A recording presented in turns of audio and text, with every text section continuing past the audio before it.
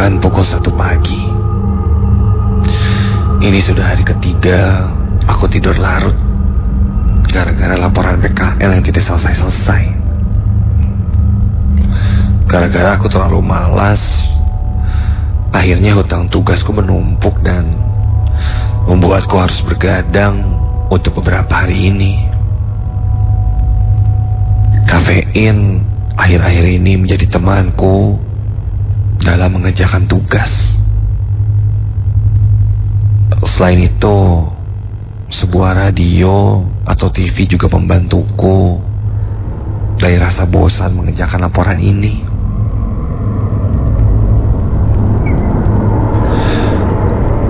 Aku ngekos di daerah Setiabudi. Aku ngekos di sebuah kosan yang kamarnya cukup banyak. Kamarku bernomor 19.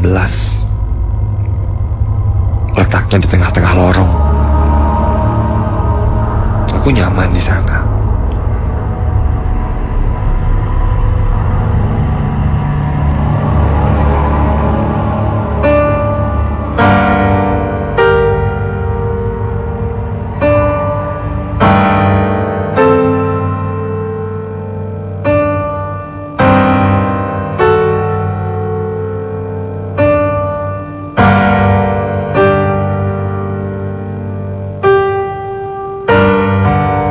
Hari itu, dari kampus, aku bertemu dengan temanku. Ia bilang, ia kebelet, terus-terusan buang air dan sepertinya temanku Aji ini kurang enak badan. Ia meminjam kamar kosanku untuk beristirahat. Karena aku masih ada urusan di kampus, aku pun memberikan kunci kamar kosanku itu.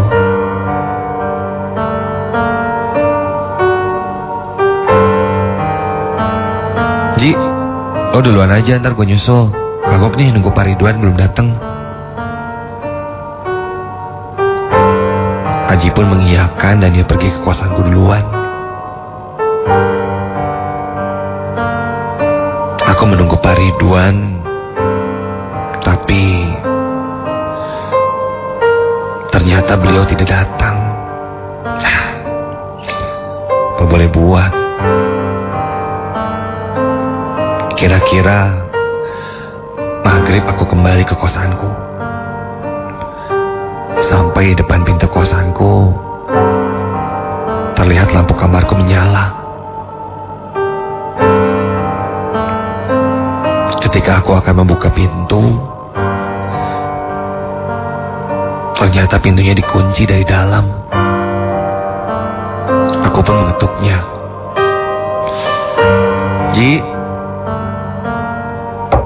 bangun Ji, ini gua Ferry udah datang. Oi, Ji, bangun Ji, bukain pintunya Ji.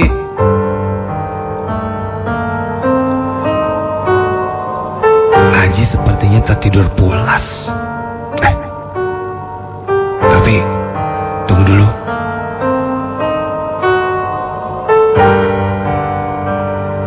Sepertinya aku mendengar suara Aji dari dalam dan suara beberapa orang lain.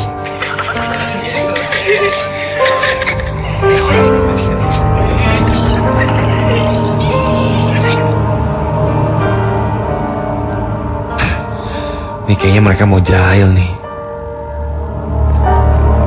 Aku pun terdiam sejenak menunggu mereka jahil. Oke. Kita lihat mau ngapain nih mereka. Tiba-tiba gagang pintuku bergerak-gerak sendiri. Gagang pintu itu digerakkan dari dalam.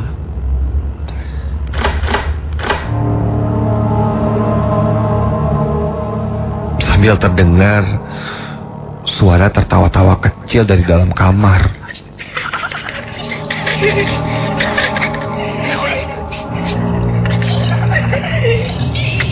Sibuk banget sih. Udah deh bro, gue capek nih, pengen cepetan tidur. Gak usah jahil deh, bukain pintunya. Ji. Oi. Ji. Tidak ada jawaban sama sekali. Mendadak kamarku hening. Dan tak lama, dari arah tangga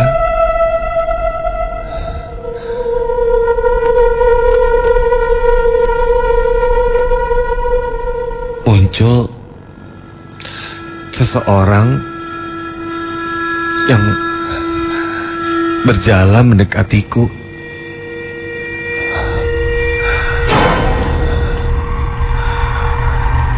Aku begitu kaget ketika yang aku lihat itu adalah Aji. Ji, lo dari mana? Aji menjawab, dia dari apotek dulu untuk membeli obat dan lama mengantri di sana. Ia berkata sambil menyodorkan kunci kamarku dan langsung pamit kepada aku. Aku hanya bisa diam. Setelah Aji pulang, aku buka pintu kamarku yang ternyata memang terkunci dari luar. Dan di dalam ruanganku tidak ada siapa-siapa.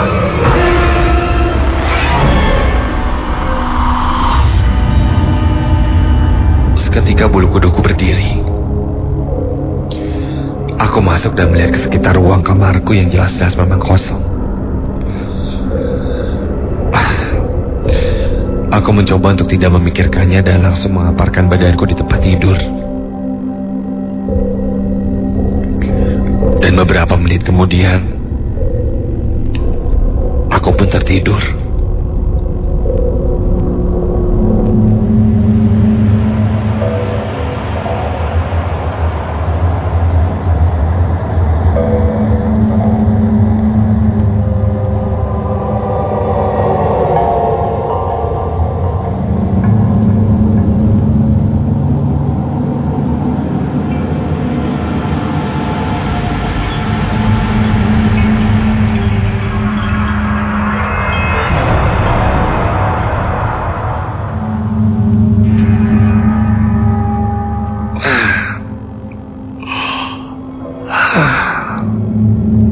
Ketika aku terbangun, jam menunjukkan pukul 11 malam. Malam nih. Aku bergegas ke kamar mandi untuk ganti baju dan langsung standby di depan laptopku, melanjutkan laporanku lagi. Sepertinya laporanku membuatku lupakan kejadian tadi.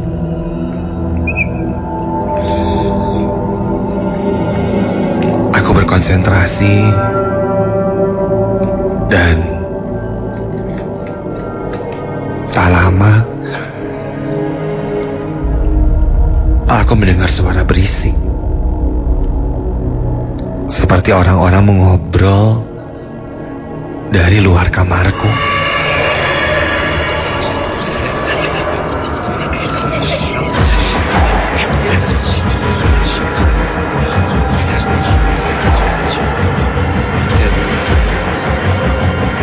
Udah jam 11 masih aja berisik. Pada ngapain sih orang-orang? Penasaran, aku pun membuka pintu dan melihat keluar. Di lorong, aku tidak melihat ada siapa-siapa. Namun, suara ribut itu masih terdengar jelas.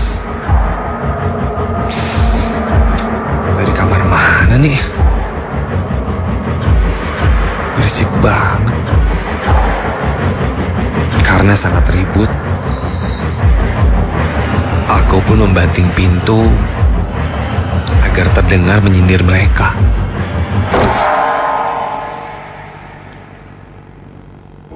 suara itu pun perlahan berhenti. Aku lanjut mengetik laporanku sampai aku mendengar suara tetesan air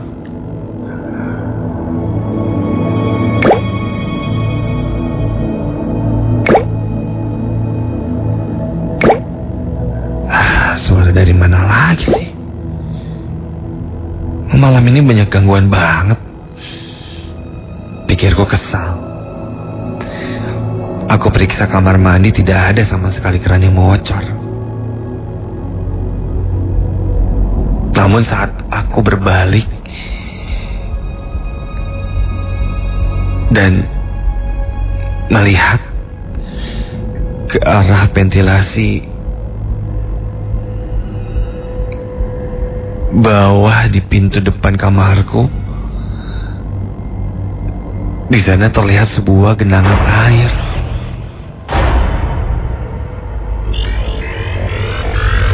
Perasaan tadi tidak ada.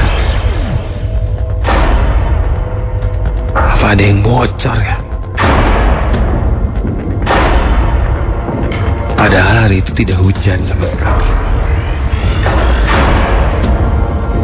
Rasa penasaranku membawaku membuka pintu.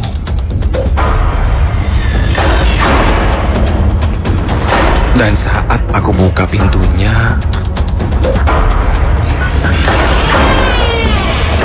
astaga, aku langsung terperanjat ketika di depan pintuku terdapat banyak sekali wajah. Kepala-kepala dengan wajah yang berterbangan tanpa badan. Wajahnya hancur, berantakan, dan sangat menyeramkan. Aku melihat mulut mereka menganga dengan lidah yang menjulur keluar dan meneteskan air liur ke lantaiku. Suara gaduh itu jelas terdengar dari sosok itu.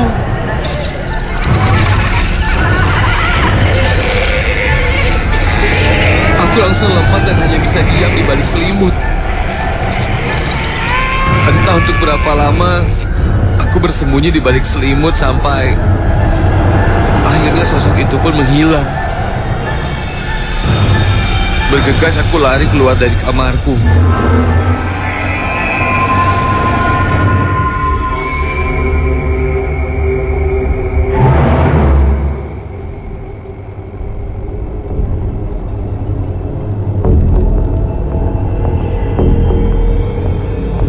Dan malam itu pun aku tidak tidur di kosanku.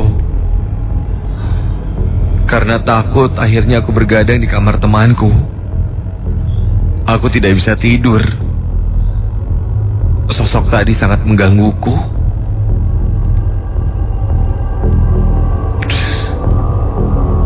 Dan setelah aku bercerita, aku pun baru sadar bahwa malam itu adalah malam Jumat Kliwon. Tapi aku tidak tahu kenapa aku bisa sampai ditampaki sosok itu dan diganggu. Mungkin kadang-kadang sesuatu yang terjadi itu memang tidak perlu ada alasannya.